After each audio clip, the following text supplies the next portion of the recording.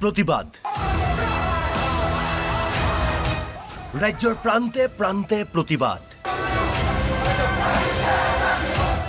জনজাতিকৰণৰ দাবীত প্ৰতিবাদ ৰাজ্যৰ 6 জনগোষ্ঠীক শীঘ্ৰেই জনজাতিকৰণৰ দাবীত আন্দোলন অধিক তীব্ৰতৰ হৈছে মৰাণ মটক টাই আহোম চুতীয়া কোচ ৰাজবংশী আৰু আদিবাসী চাহ জনগোষ্ঠীৰ জনজাতিকৰণৰ দাবী দীৰ্ঘদিনীয়া 2014 চনৰ পৰা বিজেপিয়ে প্ৰতিশ্ৰুতি দিও জনজাতিকৰণ নাই কৰা এই 6টা জনগোষ্ঠীক সেইবাবে এতিয়া প্ৰতিবাদ মুখৰ পৰিৱেশ গোলাঘাটত সদৌ টাই আহোম ছাত্ৰ সন্থাৰ প্ৰতিবাদ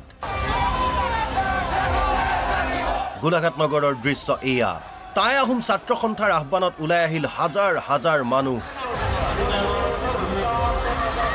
টাই আহোম জনগোষ্ঠীৰ জনজাতিকৰণৰ লগতে আন 5টা জনগোষ্ঠীৰো জনজাতিকৰণ কৰিবলৈ চৰকাৰক দাবী জনাই প্ৰতিবাদী ৰাইজে বিজেপি চৰকাৰৰ বিৰুদ্ধে ক্ষোভত ফাটি পৰে প্ৰতিবাদকাৰী বিজেপি চৰকাৰক কঠোৰ সমালোচনা কৰি সদৌ টাই আহোম ছাত্ৰ সন্থাৰ সভাপতি বসন্ত গগৈয়ে কয় শীঘ্ৰেই জনজাতিকৰণ কৰক নকৰিলে 26ত খেনৰ এজাক চৰকাৰে প্ৰতাৰণা কৰিছে প্ৰবঞ্চনা কৰিছে চৰকাৰে মিথ্যা আশ্ৰয় লৈছে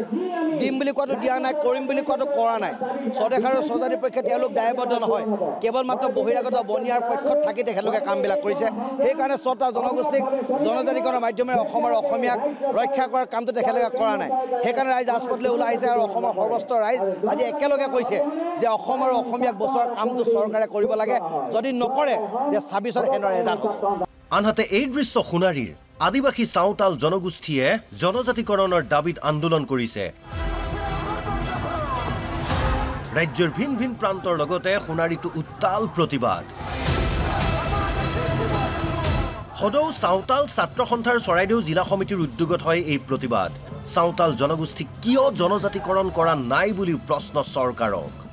অসমত বসবাস কৰা চাওতাল জনগোষ্ঠীক আজিলৈকে জনজাতিকৰণ মৰ্যাদা প্ৰদান কৰা নাই আমাৰ স্পষ্ট কথা অসম চৰকাৰে যিসমূহ প্ৰক্ৰিয়া আছে প্ৰক্ৰিয়াৰ মাজেৰে গৈ যাতে ভাৰত চৰকাৰক সন্মান কৰি যাতে অসমত বসবাস কৰা চাওতাল জনগোষ্ঠীক শীঘ্ৰেই জনজাতিকৰণ মৰ্যাদা প্ৰদান কৰিবলৈ সেয়া আমাৰ স্পষ্ট শেষ কথা যদিহে প্ৰদান নকৰে আমি অসমৰ সৰ্বত্ৰে সদৌ চাওতাল ছাত্ৰ সন্থাৰ নেতৃত্ব আমি গণতান্ত্ৰিক আন্দোলন আমি